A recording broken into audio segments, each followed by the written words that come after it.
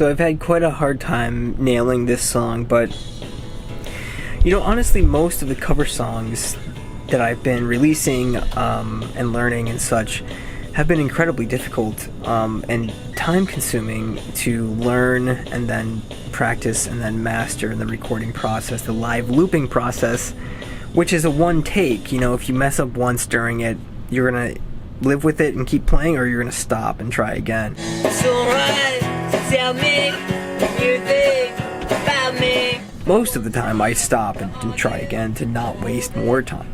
After so many takes and so many different types of tuning, this song is in standard tuning. It's in C. I believe that Mark sings it instead of Tom now because of the key, and I'm playing it a step and a half down from that in some sort of open C sharp tuning. It started off as a drop D tuning, which turned into a drop C sharp tuning, which turned into this combination of standard and drop C sharp. So I don't know if we're just in completely unique tuning territory. It's all in the playing. It's all in the dynamics that I'm able to present. I've tried a lot with the looper pedal. I've tried a lot without the looper pedal. And it's one of those things that seems so easy at first, and then the more I started doing it, the more complicated it became. I know I haven't hit that sweet spot with this song yet. I know that I can do it. I also know that I don't want to take all day doing it. The act of practicing and singing and all that is great. It's a great physical exercise. It's great for the diaphragm, great for the breath.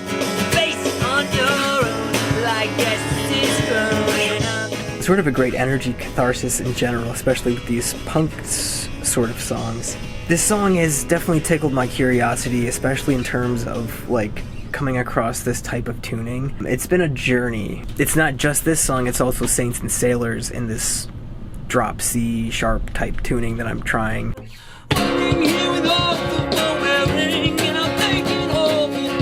And there's a Census Fail song, Lady in a Blue Dress, that I've been trying.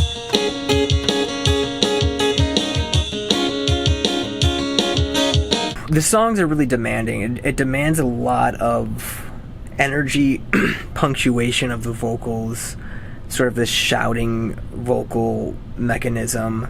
You have to be very aware of how you're singing, and that's, I think, when the looper pedal comes in handy. You can loop a great guitar line and just let it run so you can focus on the vocals and maybe do some background strums for extra guitar punctuation.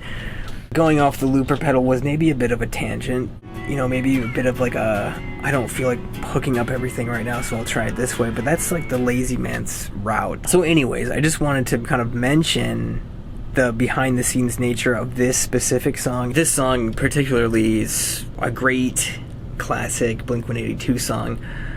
This specific memory with the movie Bubble Boy as a kid, going to my local video store, Mammoth Video, and renting it. Or, I'm sorry, it was Blockbuster in the town over that had it. I remember I had to call like 20 times because they only had 2 copies, and you know, my dad wasn't wanting to go out. They didn't have it, right? So I had to keep going and keep going.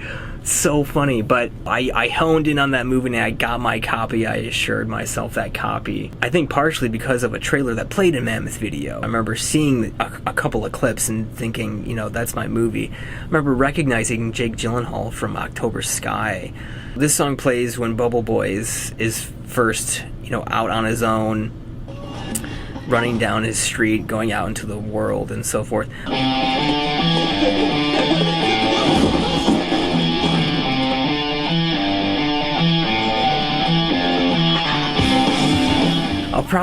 A problematic movie for sure, no question about that. But to me, it's a guilty pleasure. It's become one over the years. I kept coming back to it somehow, and even as an adult in my 30s, revisiting it time and time again.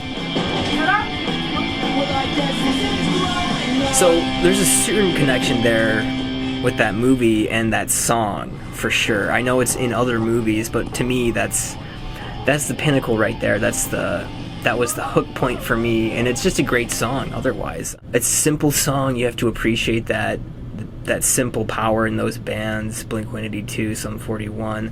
all those guys. Census Failed, Taking Back Sunday, a great raw power behind bands like this, and Green Day, and it's been thrilling revisiting this emo era in general.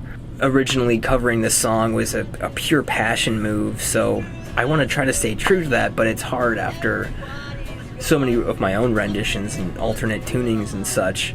So it comes with comes with great effort and concentration, memorization, different tactics. Great amount of work went into this, so I'm really excited to present you the song whenever I do nail it, and I'll be posting this video before I do to get you guys pumped about it because there's just a lot more that meets the eye, I think, sometimes, and it's a pleasure to be sharing this information with y'all. If you're happy to hear it, I'm happy to provide more of it.